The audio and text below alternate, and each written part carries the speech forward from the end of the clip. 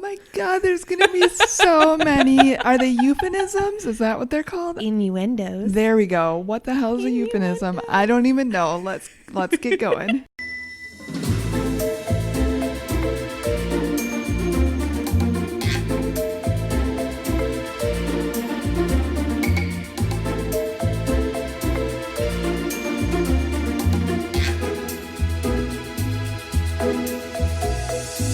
Hi, Allie. Heyo, how goes it? It goes well. Apparently, how goes it is just like my tagline.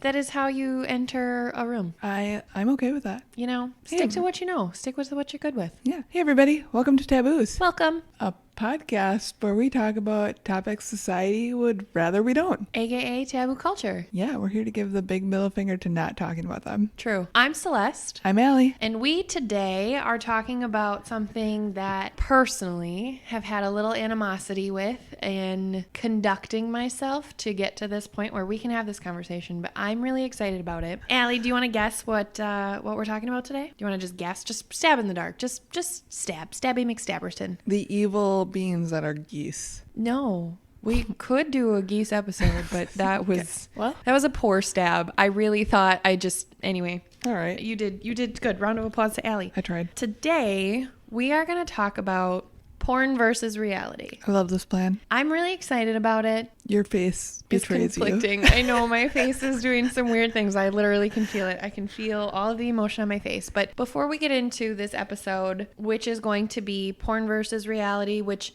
just hang tight. We're not going to talk about pornos in detail. That's really not what this is. Just bear with us, okay? But before we get into this topic, I have a disclaimer on this episode specifically. When we reference pornography, we are specifically and only referring to sexually explicit movies, photographs, and content made by or between two or more consenting adults that are of legal age. Any or all other forms of pornography are not supported or approved by myself or Allie. We do not in any way condone pornography that relates to children, animals, or unwilling participants, men or women. Dude, yeah. Fuck all that. Fuck all that. We are literally here today to simply talk about porn, okay? That as adults, it happens, right? Porn happens. Also, to clarify, this is not a kink shaming No. episode. Not even close. Not even close. No. Really, what we want this conversation to be is quite literally porn versus reality. Yep. That's it. That's it. Because there are so many misconceptions through porn that in the research that I did is really interesting, and the way that those can lead to other things. That's what I want to talk about, along with some just quirky, nuancy things that just don't make sense when you are really doing the no pants dance in real life. They just don't work out that way. The no pants dance. Bounce chicken wet well. Yes, I am super excited for this. Not gonna lie. I am too. I'm really intrigued by everything you've discovered. Thank you. So let's dive face first into some history. So Ooh, let's get busy. yes. Bounce chicken wet well. Let's talk some history, okay? I love history. I don't, but Okay. we're gonna get into it. We are real two quick. different individuals. We really are. Yes, it's true. Okay, so pornography, according to liveabout.com, is defined as visual or published material that depicts sexual activity or nude bodies, especially in a sexualized situation. The dawn of the internet has resulted in porn becoming widely available, obviously, right? At the tip of your finger. At your fingertips. But Either or. the Just motion of the ocean. Oh, we did two different ones at the same time. Yes. I love us. This is really just It's us. really, you guys, this is unfucking edited shit right now. But the origins of the genre date back centuries. When you hear the numbers that I throw out according to the history, it's crazy. Okay. So sexually graphic images and art not only existed in ancient times, but a wide variety of cultures as well. So this isn't X, Y, and Z started this at X time. This was a global concept before being a globe was a concept. So I found some really interesting things that I would really like to share. In 2005, a German archaeologist, I am so sorry, Harold, but I'm going to murder your last name, Staubel. Well, it works for me. I think so too. All right. He uncovered a sculpture that he declared was the quote-unquote oldest representation of pornographic scene. It had originated in about 72,000 BCE. As a point of reference, the oldest interpretation of a passage in the Bible is actually from 4,000 4004 BCE. So this sculpture is from like 2,200 years before That is the Bible. insane. Seriously, right? I thought that was like crazy. So that Bible date range, just in case anybody's like up my ass about this, no pun intended on a porn episode, Archbishop James Ussher is actually who placed the Bible at 4004 BCE. He was like one of the first people to identify like when the Bible was made or written or produced or mass sold. I'm not really sure. They're just fucking You know, James Ussher, Archbishop, in shout their out. tablets. Real. 30,000 billion copies. This is now a number. Mass production of the Bible. Real. So that's kind of where this story starts, is 72,000 BCE. Let's do a little fast forwarding because that's a hot minute ago. Yeah. In 950 AD, Chandravarman Wow. All right. began construction of the first 85 temples at, I'm so sorry, I'm going to do it again. I'm bad with the words sometimes. That okay. I mean, we're here. We're here. I don't even know. Kaharajaro Yes. Accurate. in Madhya Pradesh, India. Okay.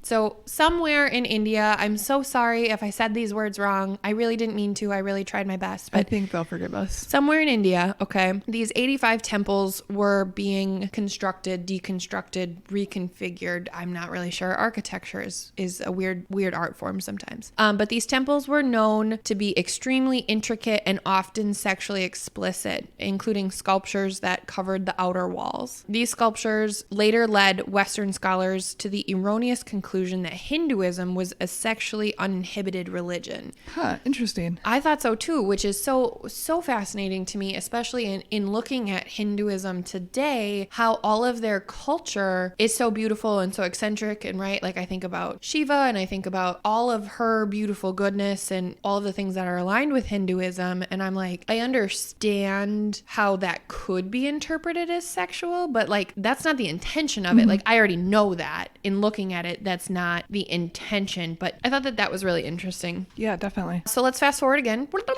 Okay. In 1557, the Catholic Church bans graphic books, sexually graphic books. This included 550 titles, most of which were more based around theology, right? Like Okay. the concept of multiple gods. Yep. So Christianity, one God, one thing, which, Interesting that it was still okay for our father to sleep with his daughters to repopulate the earth, though. not a type of pornography we approve of. No. Okay. But they got rid of these books that the main thing in common that these books had was that they were a theological perspective, but a lot of them also had themes of sexually explicit content, which was how they deemed like this is not appropriate to have. What I thought was weird about that was like, did they get rid of them because of this quote unquote sexual content, or did they get rid of them because it was a theological belief? Yeah, I'm going to go with they didn't want the competition. I think that too, but also that's because we're not religious people, so I don't know. Yeah. So fast forward again, make the fast forward noise. I cannot make that noise.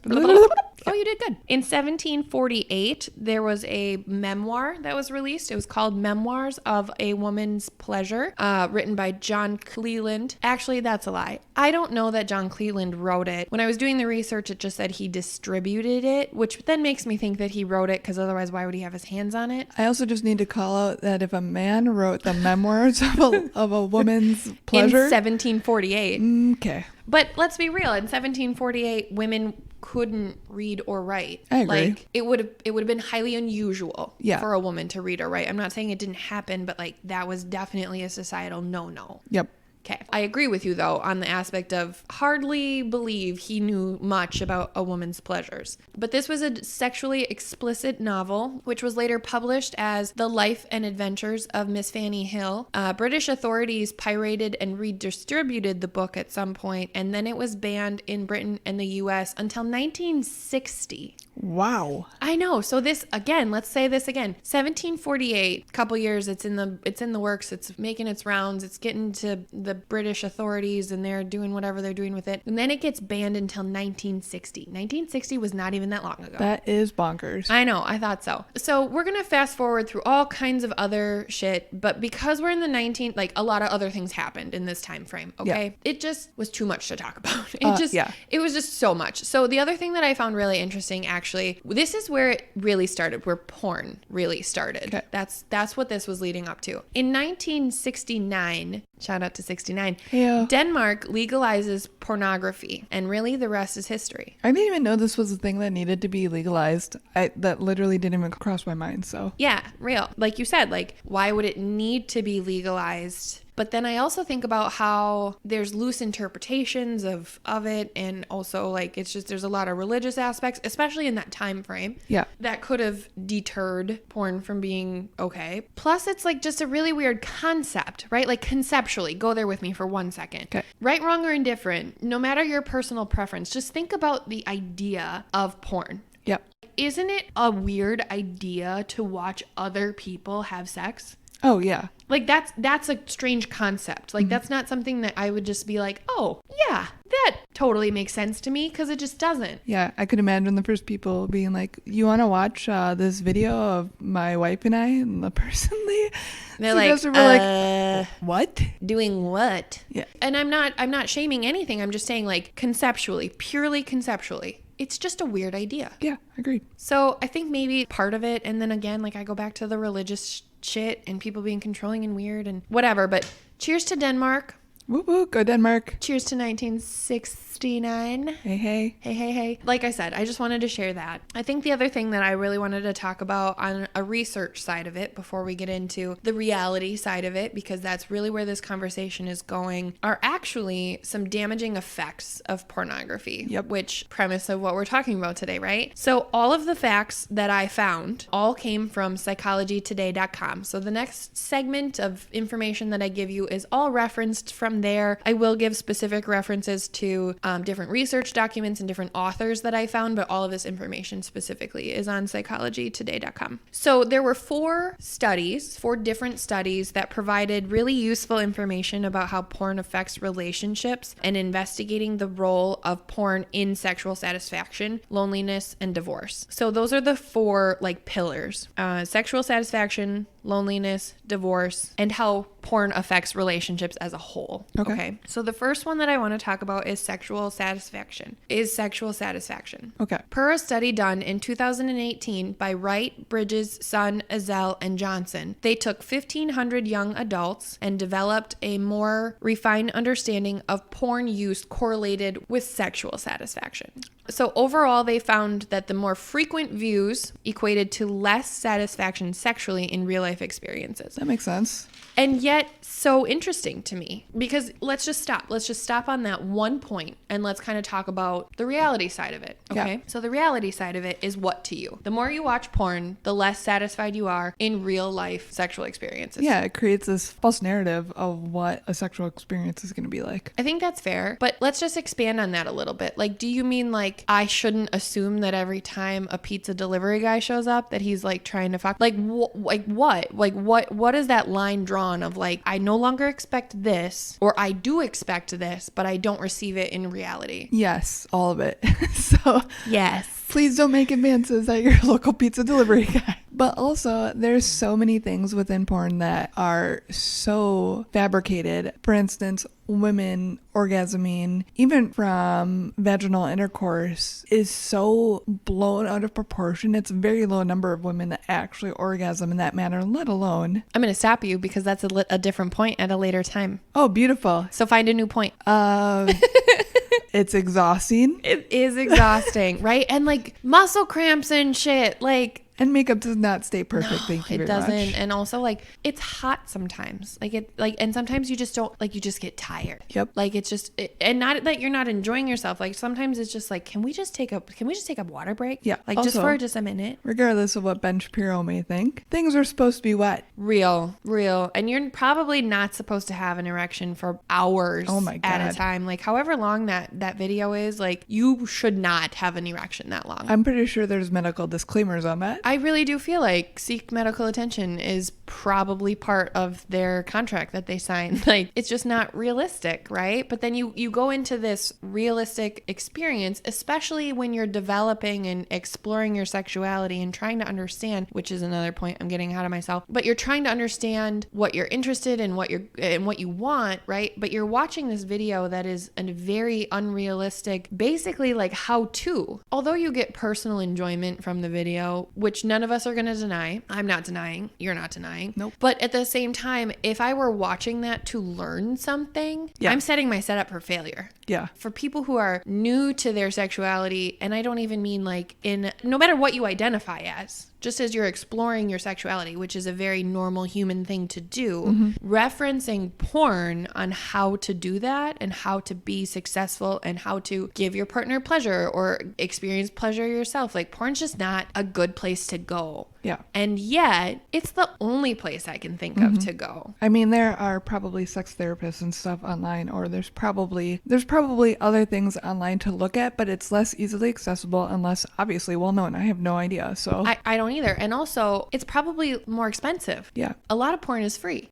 So let's pretend for just a second, like, go back to, I'm not sure when you started exploring your sexuality, but let's go back to 17-year-old Allie is curious, or 17-year-old Celeste is curious. Like, in my 17-year-old mind, I don't know where to go except like porn. Like, that's it. That's all I've got. That's my only point of reference. Well, yeah, think about not Sports Illustrated. Playboy. Well, I mean, even Sports Illustrated, but yeah, Playboy, Maxim, that sort of stuff. Hustler. And all has very specific imagery too. Right. And we're going to talk about that. That's another part of it. But just, I really thought that was really interesting, is that there was a direct correlation between sexual satisfaction and porn views. The next bullet point is actually going to be popular porn. So let's talk. This is what you were talking about before. I have some numbers and statistics for you because I know how much you love numbers and statistics. And I'm doing a little shoulder wiggle as I do that because I'm so excited to share them with you. So there was a research study done. It was called Consuming Ecstasy: Representations of Male and Female Orgasms in Mainstream Porn. It was conducted by Sequin, Rodridge, and Levine in 2018, and they reviewed the 50 most popular porn videos according to Pornhub. For anybody who does not know what Pornhub is, and if you're under 18, this is not us condoning you referencing Pornhub or going to Pornhub. We don't condone that. But anybody over 18 who is not familiar with Pornhub is a free porn website. It is literally the hub of porn, as insinuated by the name. The marketing on that was dead fucking on. They really did. So in the top 50, this is what they found. Top 50. Period. 45 of those videos were heterosexual videos. The other 5 were showing variations of group sex. These are the most popular videos in the world. That's really shocking to me that lesbian videos don't get more hits. I agree with that, right? Top 50 most popular Pornhub videos in the world, globally viewed, because Pornhub is a multi-billion-dollar website. 45 hetero and 5 group. I just thought that those numbers were insane. Yeah, I agree. The actors made up of 60 women and 50 men. 18% of those women were shown having O's. Only 18%, while 78% of men were shown having orgasms. Interesting. See, I wonder how that's like navigated as well. What do they count as an orgasm in porn? Because I feel like everyone I've seen, the woman is having some sort of orgasm. Yes, but also I'm very curious if, again, let's talk about reality versus porn, which is not real. Are they actually orgasming, or is it I'm really? gonna go with no. I'm gonna go with no too. So then, is this statistic based around actual orgasms? Yeah, that's a good or point. is it these manufactured fake oohs and ahs that like get the rocks off and get the views up? Like I really want to know that. I'm not gonna ask anybody that, but like I would be very curious. Excuse me. How is this study conducted? To further expand on that, I found some more interesting shit. Also, I want to be very clear. Time out. I'm a feminist. Are you a feminist? I don't think so. I mean, I feel like you are. Feminists, literally, the definition of feminism is just, I believe in equality for all. I support equal rights. You're a feminist. Okay. All right. So we are feminists. I'm speaking for Allie and I in this moment. And yet we still acknowledge porn is real. And I don't hate porn. porn. I'm not anti-porn. Yeah, same. There are things that I wish were different, and there are different perceptions and things that I would like to see in porn. Okay? Equal rights, equal treatment, equal pay. But what made me upset, what made up my little feminist heart really upset, actually, was let's go back to those 18% of women who orgasmed. For women orgasms in those top 50 videos, 45% were induced by vaginal intercourse, period. Okay. 35 were induced by anal penetration, and there was literally no percentage. It just said, and other means less frequently, which I thought was so misconstrued. So literally the number one way, according to porn, that women orgasm is vaginally. The number 2 way is anally, and then number 3 is less frequent, and it's quote unquote by other means. I literally had nothing to say because my brain just stopped working because that is the dumbest thing I've fucking heard. I completely agree. And as a woman who has had sex in her life, you guys have all heard tiny, so you know I'm not lying about that. I'm just saying that's not real. Mm-hmm. It's just not. And I don't understand. That's why my feminist brain is really upset about it, because if you're seriously going to be portraying women in this false narrative of if you do this and this, or this, like it's gonna do it, that's not how my body works. It must be, is it safe to say then that porn is made for men, not women? In my research here, that is what I found. That brings up a whole other bucket full of sexuality, which we will likely get into in this episode. So we're not even telling you to stay tuned. We're not gonna... Okay, I was totally prepared. I'm not sure where this conversation is going at this point, other than my next bullet point. So who knows? Stick around. I'm ready. Here we go. The next bullet point is for loneliness, okay? There was a direct correlation specifically with porn and loneliness in the research study called In Pornography Use and Loneliness, a bidirectional recursive model and plot investigation. That is really a very catchy title. Bravo. Written by Butter, Pereira, Drapp, and Leonhardt, and Skinner. Butter and Skinner. All right. Yeah, all the people. I'm so sorry. In 2018, they surveyed 1,247 participants in English-speaking countries around the world. Okay, so it wasn't just the United States, but if you spoke English... You were in. Okay? All over. Overall, they found that porn use was significantly associated with loneliness and vice versa, which when I was reading that, I found that was very weird that they specified that, because obviously if porn is linked to loneliness, you'd think that that's a mutual thing, and truly they found that it is, but let me give you the numbers to make it make sense, okay? I'm ready. So for each quote-unquote unit of porn use, loneliness increased by a factor of 0.20. So if you watched porn right now as a single, we're going to get into a little bit more detail about this, but like you're just a person, okay? You're not in a married relationship. You're just you. You're just literally Allie floating in the universe, okay? And you watch porn. Your loneliness meter goes up 0.2%. Is it because you're jealous of that companionship, I wonder? I am not sure. Because on the flip side, for each unit of loneliness, and when I say unit, I'm putting them in parentheses because I don't know how to measure loneliness or porn use. Like this isn't my study. But for each unit of loneliness, porn use increased by a factor of 0.16%. So it was specifically scientifically driven that if you are lonely, you are more likely to use porn, and if you are using porn, you are more likely to be lonely. Yeah, it was a self-feeding cycle. It is, which I thought was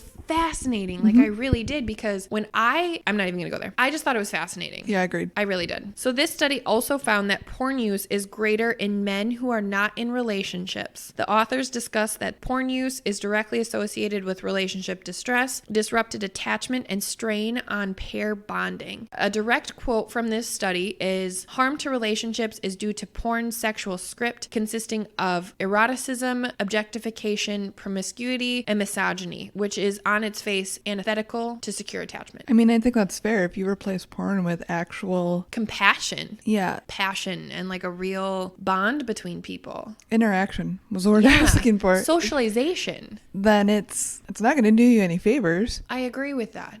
And also there's just so much, because we're talking about loneliness and in this correlation with porn, there's so much connection that goes into a consensual sexual experience. experience. There's so much like person to person connection. And in porn, that's all manufactured. Yeah. Like, even though these actors might like each other and have worked together before and had a positive experience, that doesn't mean that they care about each other. That doesn't mean that they're sharing this intimate moment with each other. It's a job. It's a job, right? Like, For the most part. I mean, they're still obviously like Amateur. and enjoying themselves in theory, right? Like, I don't know how stressful it is to be a porn star, but I mean, maybe it is really stressful, but it's not a genuine experience with somebody. Yeah. And I actually would almost question, and I did not have the ability to do the research on this because honestly, that thought didn't occur to me until we're having this conversation. But I would be very curious about the relationship capabilities that porn stars have, and also like their actual relationships. Like, does the loneliness meter of a porn star go up exponentially because they're not having real connections?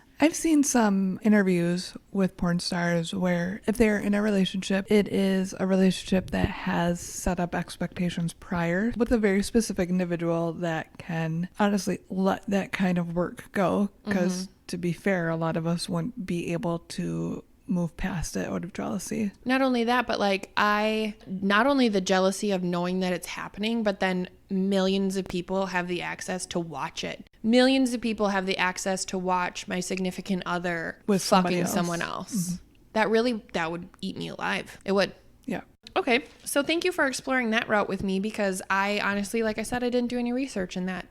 That thought just occurred to me. The fourth study was done on divorce, and I was looking at the divorce research, and there were some articles referenced, but honestly, I was in a hurry and I didn't have the time. But as I was looking at the divorce information, it all went back to this loneliness button, this loneliness aspect. Specifically in that article, what those researchers said about the fact that porn is built on a sexual script consisting of eroticism, objectification, promiscuity, and misogyny. Like, if you build your relationship on those foundations, that's a one-way ticket to Divorceville. Yeah, for the most part. I think it should be. I mean, unless you have an open relationship, obviously. No, I'm not even talking about that. I'm talking about you as my husband treat me this way because this is how you think women want to be treated. Oh, I get what you're saying. Yeah. That's wrong. How did I completely hear your statement? I have no idea. I'm sorry. looking at you and I'm like, why did you miss that mark so badly? I agree I don't know. with everything you just said. I'm beside myself right now. But I really thought that was interesting, that there is a direct correlation between porn use and divorce. And again, I don't have those statistics, and I wish that I did. Today was just a day.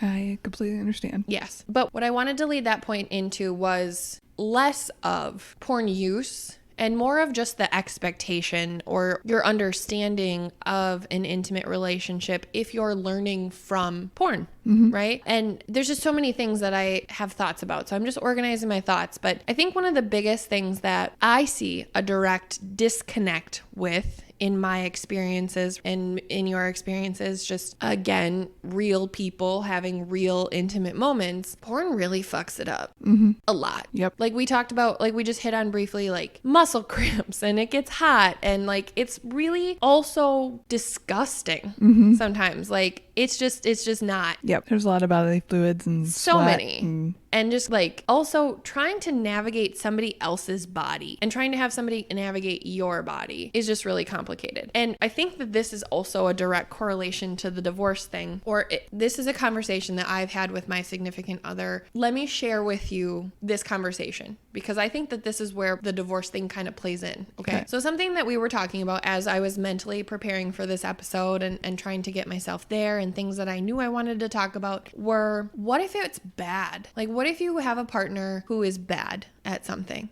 Okay. Anything, but just for example, let's use blowjobs are bad. Okay. And your partner learned how to give a blowjob from watching porn. Yep. All right. We're good here. Okay. Let's go back to porn is a terrible teacher. Yep. Terrible teacher. Let me back up. Would you tell your partner they were doing something wrong? Absolutely. I would too.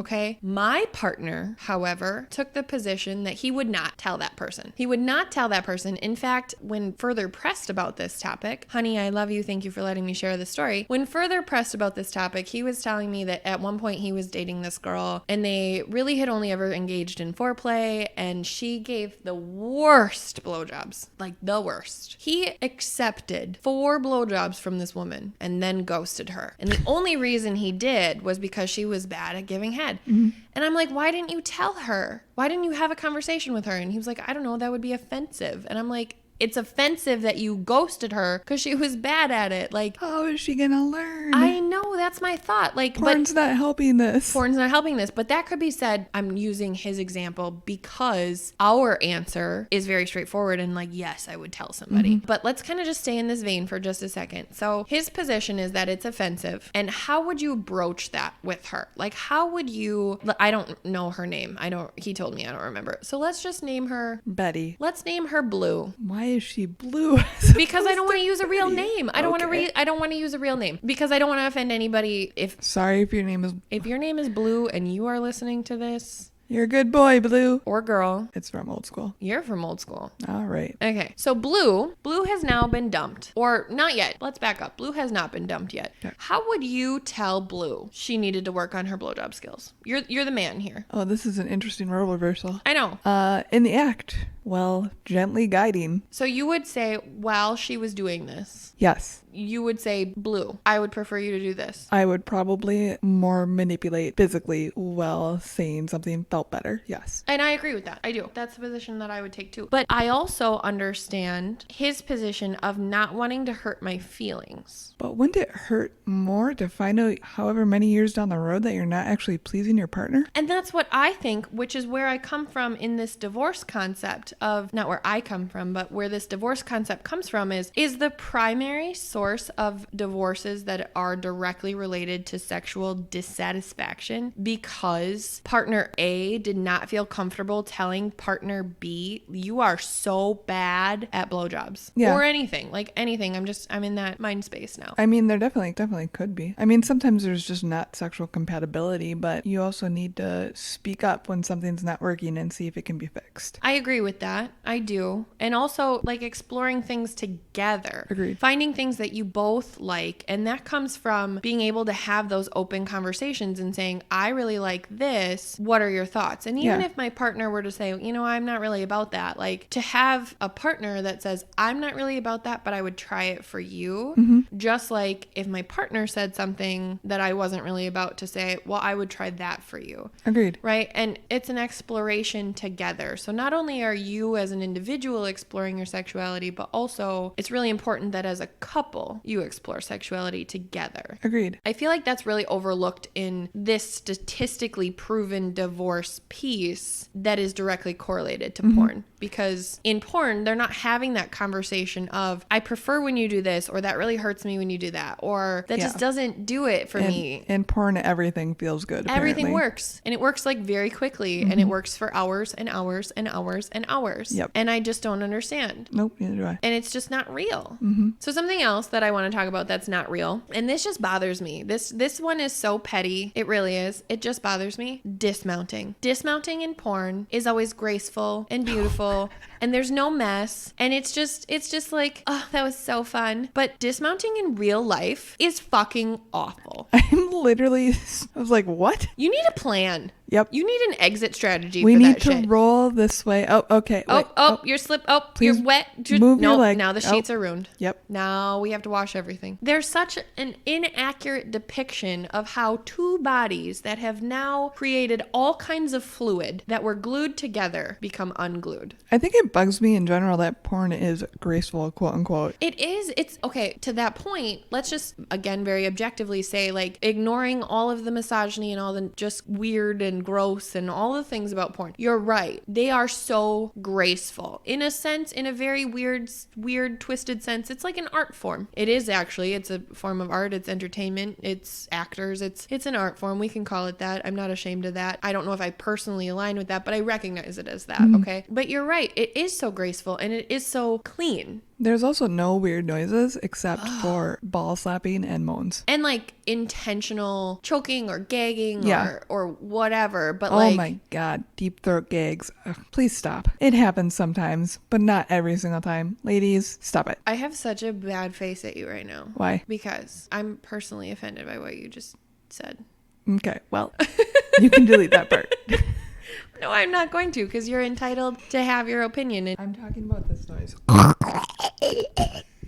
Okay, so now that I have an understanding of your version of deep throat noise, I'm less offended because your noise was fucking terrible. You are right. No one should make that noise. When they sound like somebody needs to perform the Heimlich maneuver, I don't want to be hearing that. Or like a wet gremlin. Yes, don't feed them after midnight. Don't feed them after midnight because they make a terrible noise and Allie doesn't want it anywhere near her metaphorical blowjob. Yep. Not interested. Nope. Thanks for applying. Moving on.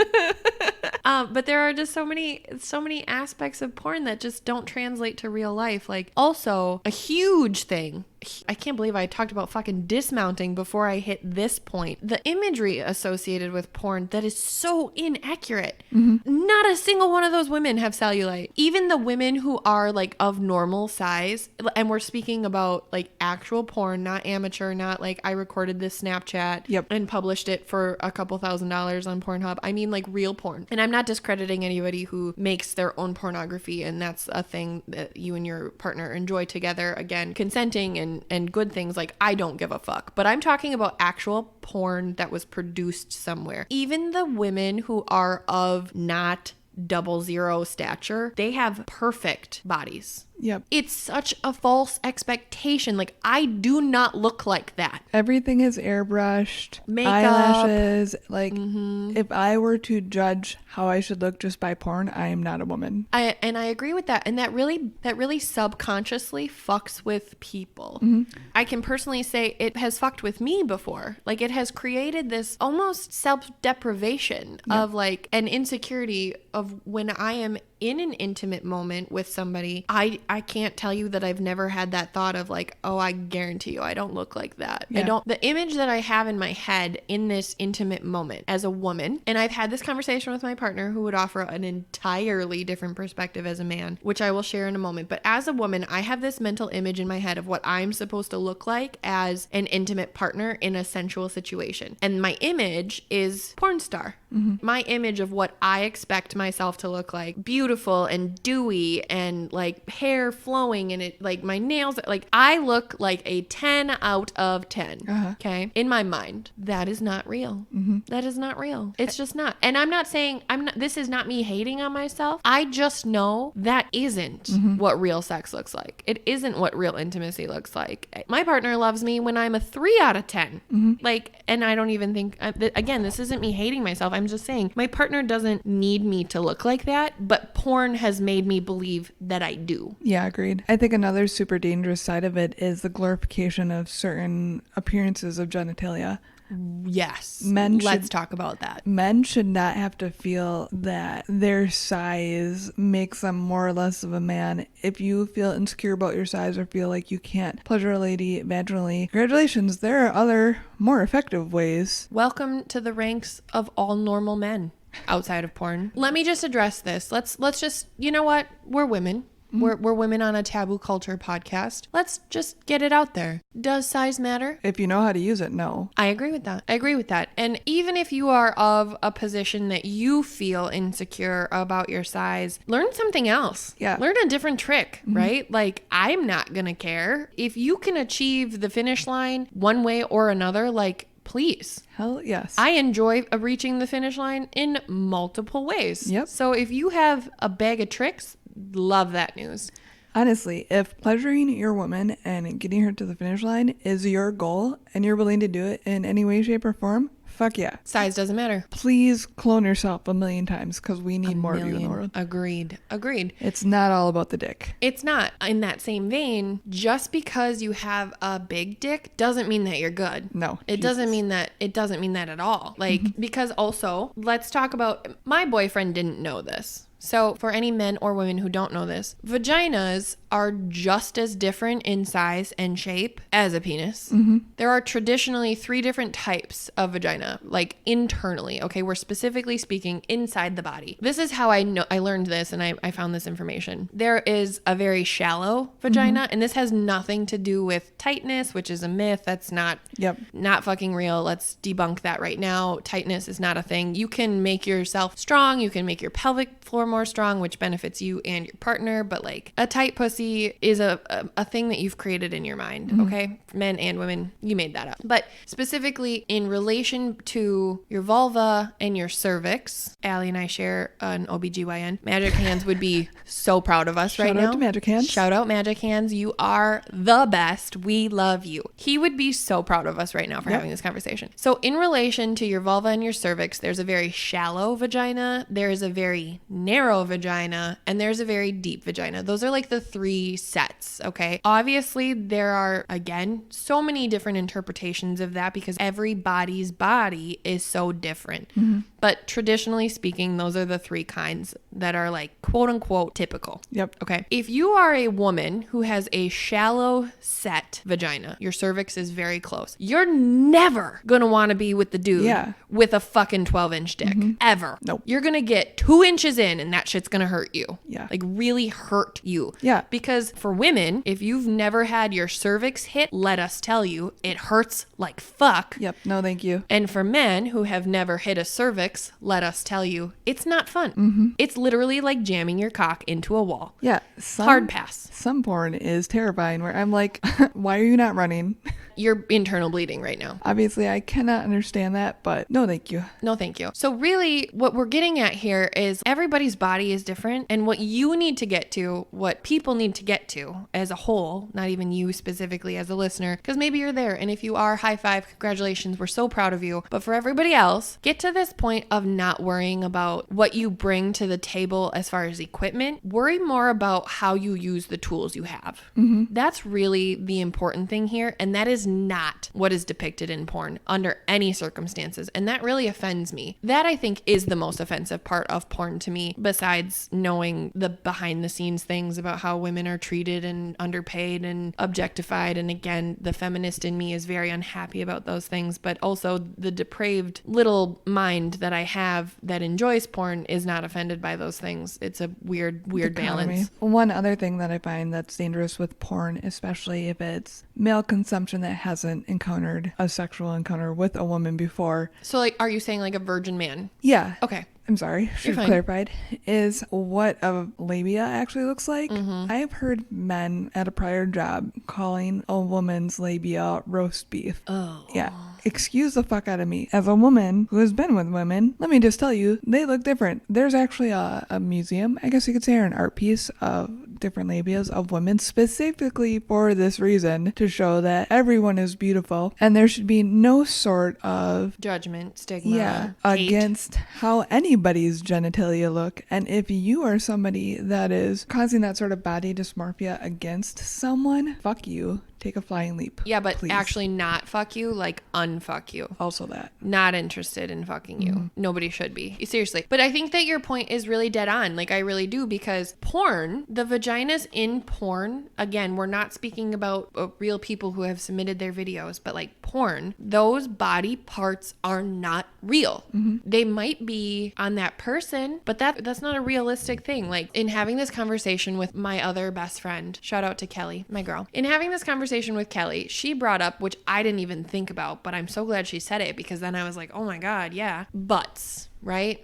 Assholes. Assholes are not a pretty part of the body. No. On literally anyone. Okay? They're just not. But in porn, they're bleached. They're bleached and they're perfect, and they're like, you're looking at that thing and you're like, there's no way that the most disgusting part of your body looks like that. Like, shit does not come out of that thing. There's no way. There's no way that shit comes out of that thing, because it's perfect. That's not real. It's not real. That's not what anybody's asshole looks like. And why we have to have that conversation, I'm not really sure, but we do, because that goes along with it. Yes, it's a different body part, but it goes along with what you're saying about this expectation, this unidentified expectation of what a woman's vagina is supposed to look like. I understand, and through personal experience, can testify to having insecurity about the way that I look or the way that I think that my body looks when my partner does not have those same perceptions. Yeah. And at the same time, like, I think it should be pretty obvious, especially in speaking to men, like, you're about to get some. Like, you're in this consenting moment. It's hot. It's beautiful. It's sexy. It's all the things. And you are about to get some. Why the fuck are you worried about what her pussy looks like? Just like, ladies, do not worry about what his dick looks like. Yep. Don't do it. Because if he has followed our advice, he knows exactly what to do with the tools that he has. Yep. So don't worry about it. Yep. Just enjoy the experience together. And if it is bad and you're not interested in doing it again, don't. If it's bad and you are interested in this person and you want to do it again, have a conversation. Yeah. Which is also never discussed in porn. I think really what I'm taking away from this is not even what did you learn today segment. I'm just saying, like, in the research that I did, in the things that I've done, in understanding and preparing myself to have this conversation, because you guys, this was a taboo conversation that I was not prepared to have. We had talked about it being on our list of like things that we might want to hit someday. And I was like, you know what? I'm going to do this. And then I sort of talked myself out of it because I was like, you know, it's just really uncomfortable. And I'm just really, and this beautiful woman, Allie, who we all know and love, literally was like, shut the fuck up. It's a taboo topic. We have a taboo podcast. We are going to do this. I would like to iterate that I was a bit more understanding. She wasn't. She was brutal. She was like, bitch. Yeah, I'm actually holding a gun to her head. Threaten right my now. life to talk about this. But I think that that's an important piece to call out. And I'm sharing that with you guys because I understand. And the reason I was apprehensive to have this episode, to be the one who did this episode, was because I understand how intimidating those conversations can be. I think it's important to recognize porn is not the place to go to understand what you should be doing, how you should be doing, when you should be doing, and why. Yep. Like, why? You know what I mean? There's a difference between, like, I am really horny and or lonely and I'm really interested in hooking up with someone, which might be what porn is kind of like loosely based around, is like these like random hookups, but some of the storylines don't align with that. I think the main thing is that porn has a place and a time, and you shouldn't be using it as a learning device. I agree. By any means. Something else that I found in some of the research that I was doing specifically about relationships, right? Like, so let's talk about the positive side of a relationship and porn, because there is some, right? Let's go back to talking about, I want this, my partner wants this, like, and maybe just even as simple as like, let's watch porn together. As part of this divorce study, there were studies that were done on couples who said that they enjoyed watching porn together, and it actually did in fact make their sex life better. Yeah. Because they were having that open conversation of saying, like, I'm really interested in watching this with you. Let's do this. Let's take what I like. Let's take what you like. And let's make it our own thing. Yeah. And to be able to have that conversation and that transparency in their relationship made them stronger. So I'm not over here demonizing porn in any and all relationships at all, right? Again, I'm saying I enjoy porn personally, but to your point, there is a time and place for it. And especially if you are in a relationship, I think including your partner in that conversation, whether you are doing it by yourself or with them, just making that point of saying, like, I'm interested in this, whether it be the act or even just watching. Yeah. You don't have to reenact everything that you've ever watched. Like, that's not even part of it. Sometimes it's just a form of foreplay, right? Like, which sounds really depraved and terrible, but it doesn't change the fact that it is. I don't know. I think it's fascinating and also, like we've discussed, self-depreciating. And it's just a very delicate balance. Yeah. One thing I want to call it too is there are so many other options for good porn out there. If you are a woman that feels like the porn that you're seeing is too, I hate saying man-centric, but there's definitely a certain body appeal type that is on particular websites. There are many other options available. I highly suggest you go and look for them. Like, small boobs exist in porn. Believe it or not, it's a thing. Believe it or not. I mean, and I don't believe you. I believe you because I trust you and I know you wouldn't lie to me, but also, like, in my experience has never shown me that. Yep, exactly. So say more things. One of them I would recommend is called Bellesa, Bellesa, Bellesa. I don't know, you'll find it. But I think it's at the site run by women. Okay. And I was literally just searching porn for women because I was feeling extremely self-deprecating because I don't fit any of those models. I am pretty much a straight stick. You're and beautiful. I love you also. And I came across that site and I've been pretty happy with my experiences on it. Good. I'm very glad to hear that. And I appreciate you sharing that with me and our listeners because I do think, although we talked about Pornhub a lot because that's where this study was based out of, I do agree that there are other options. And I know that it sounds really annoying to say like man-centric or male-centric because like it shouldn't be that way, but I do not under any circumstances disagree with you that even the geared toward women, like the for women category on Pornhub is still not for women. It is still not porn made for women. It's still made by a man. It's still made geared toward a man. It just happens to be more. Maybe women will like this also. Yeah. In my experience, in my notation of that category, just because I was curious and I was perusing, is that it's what men think that women want to see or to experience or whatever. And it's just not that. Like, it's not like really seriously, women find porn made by women. Yep. Because it will be tailored more to what you're looking for, like as a woman. And if you're looking for that like man-driven video, you have so many options at your fingertips. And we're not downing those options. But if you're looking for something that speaks to you more as a woman, Allie's right. There are other options. And I think that that's important to call out. I do. Yeah. Sweet. Awesome. So, there are a bunch of other things that we could talk about as far as the inconsistencies between reality and porn itself. But I think that you really get the gist of where we're coming from here. And also the only other way that we could continue this conversation is to get into a very personal side of the conversation. And I'm not about that. I'm taboo or not, like I'm not trying to tell y'all about my sex life. Yeah, in my internet search history is questionable enough right now. We don't need to dig into more. And the reason it's questionable is literally because we've been researching topics for these conversations, right? So like, you guys, seriously, we went from bully breeds to single moms to pole to porn to all kinds of, to growing up gay. Like we are all over the board and we will continue to be that way. We've got some really exciting things coming up, especially with October right around the corner. So trust me, our search histories are just disturbing. If somebody had to rate us as human beings based on our search histories, there'd be some questions. I'd say so. Really, especially as we get into these October episodes. Like, ooh, it's so exciting. Welcome to spooky season. So what I want to, as always, ask you, what did you learn today? I learned that porn is old as fuck. Old as fuck. And older than the Bible. Dun, dun, dun. And really, we just need to keep in mind that sex is supposed to be fun and messy and amazing and wonderful and not consensual and consensual. I just need to say that. Yep. And not what the viewing consumption would otherwise have you think. It's not a perfect thing, and we need to keep that in mind. Yes. I completely agree. I think those are important takeaways. I think the thing that I learned, besides the fact that porn is old as fuck, which really genuinely made me really happy. And it did because the concept of porn came before the Bible.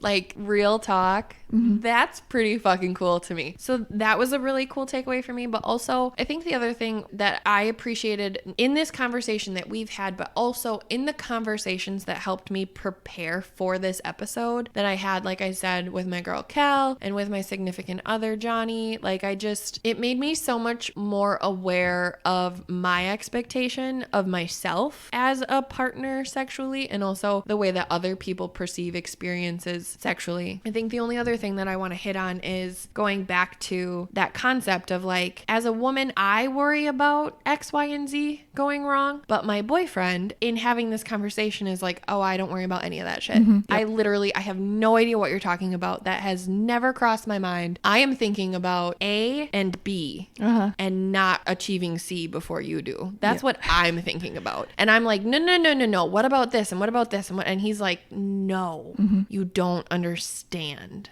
I'm really just trying to not achieve C. Shout out to the men in our lives that find us sexy no matter what, and who are worried about us orgasming before they do so that we can all be equal. We appreciate We you. do appreciate you. We do. So I think that I really took that away from this episode, and also like my personal life in relation to this episode. So thank you for encouraging me to do this one. You're welcome. Thank you for pushing me outside of my comfortable, weird little box. I appreciate you. I appreciate everybody who helped make this episode possible. And I appreciate all of our listeners who listened to us talk about porn. You guys are the best.